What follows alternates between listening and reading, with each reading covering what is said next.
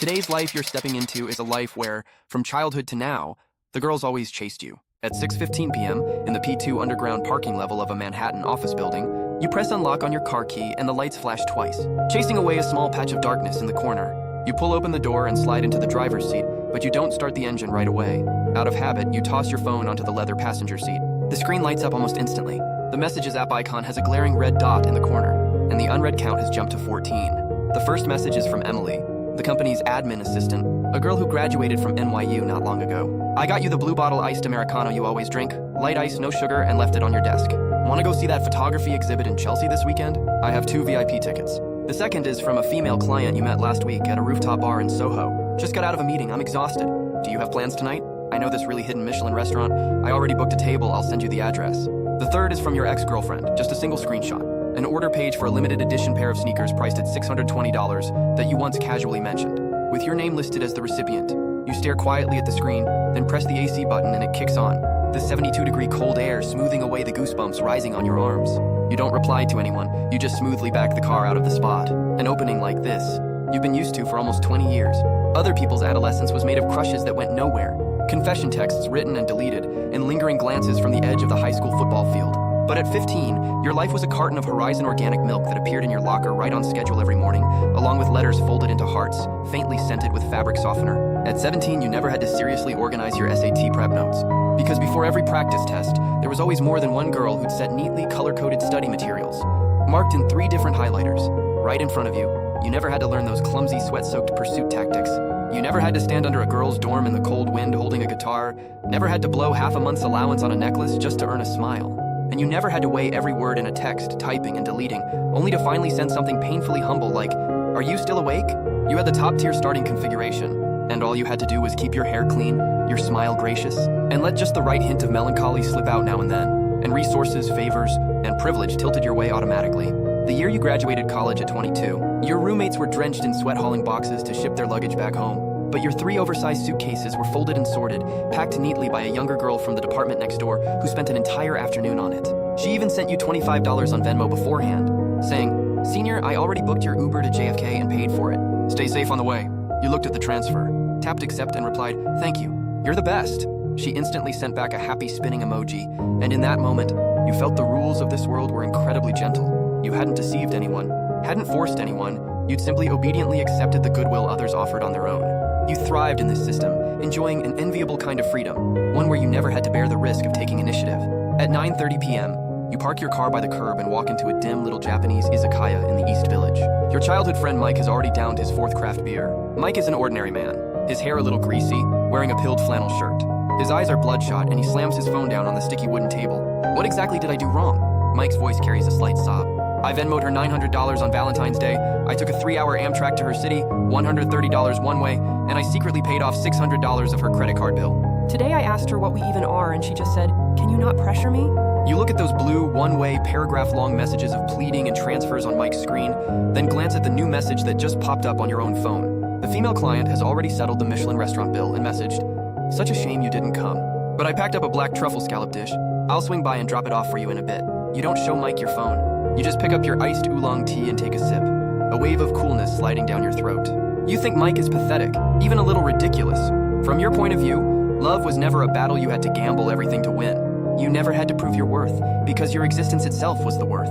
You dodged all the frustration, the poverty, the bruised pride that leaves ordinary men at their wits' end. But this suspended, mid-air sense of security begins to subtly warp once you cross past 28.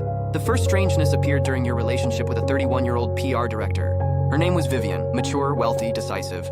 She pursued you, and the first gift she gave you was a suit custom-made at a high-end men's shop on 5th Avenue, priced at $2,800. That afternoon, you sat in her passenger seat in that impeccably tailored dark gray suit, the car filled with the scent of Joe Malone sage and sea salt. Steering one-handed, Vivian said in an utterly casual tone, "Next month I'm taking you to Greenwich to meet my parents. Quit that job of yours, the pay's too low. Come be an office manager at my friend's law firm. Easier and more convenient for taking care of things at home later. Oh, and your hair's getting a bit long on the sides. Go to the barbershop where I have a membership tomorrow and get it trimmed. I already gave Tony a heads up." You turned your head and looked at the streets rushing past the window, and in the glass you saw the reflection of yourself in that expensive suit. For the first time you realized that them chasing you, spending money on you, paving your way, it was never charity. When the chips they used to pursue you turned from milk cartons and study notes into custom suits, respectable positions, and your name on a property deed, you were no longer a living person. You'd become an exquisitely made, clearly price-tagged limited edition doll. They paid a fortune to buy you so they could place you in the most fitting spot in their lives, to dress you up, shape you, and use you according to their will. You enjoyed the privilege of never having to struggle, and the price was surrendering the right to define yourself. You couldn't even decide the length of your own hair. You tried to resist, you broke up with Vivian, packed up that suit and FedExed it back to her. Vivian didn't try to keep you, she just replied by text. Whatever. You don't know what you're throwing away.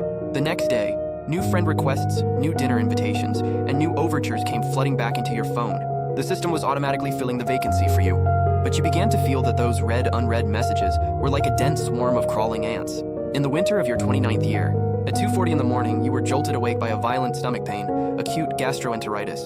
Cold sweat dripped from the tip of your nose onto the icy laminate floor, and the back of your pajamas was already soaked through. You curled up at the edge of the bed and picked up your phone with trembling hands.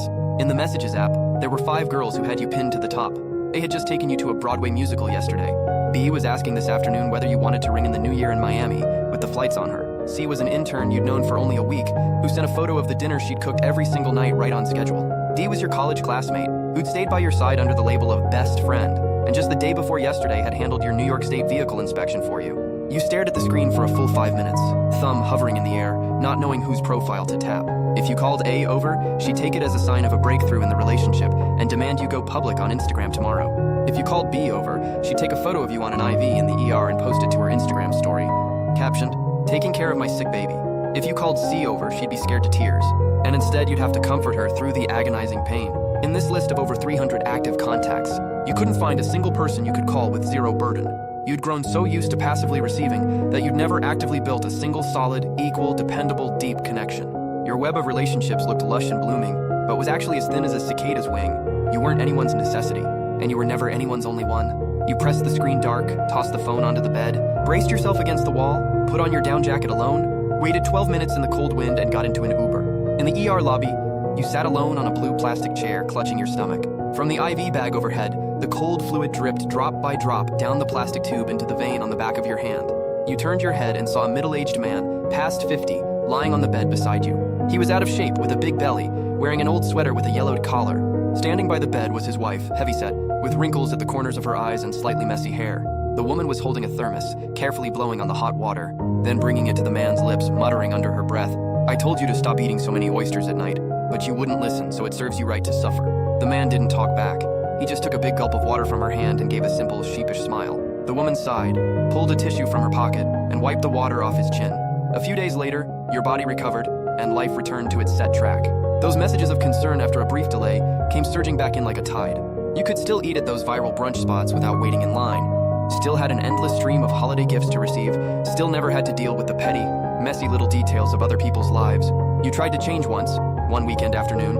You turned down Lincoln Center concert tickets from a rich girl, and instead asked out a quiet-seeming girl you'd happened to meet at an independent bookstore in Brooklyn, one who'd shown no obvious interest in you. You wanted to try pursuing someone, so you followed others' example, looked up the route in advance, bought a bouquet of sunflowers, and carefully sent a message asking, "Where are you now?" But just half an hour in, when the girl was late because of a subway delay and showed no particular delight at your sunflowers, what little patience you had evaporated in an instant.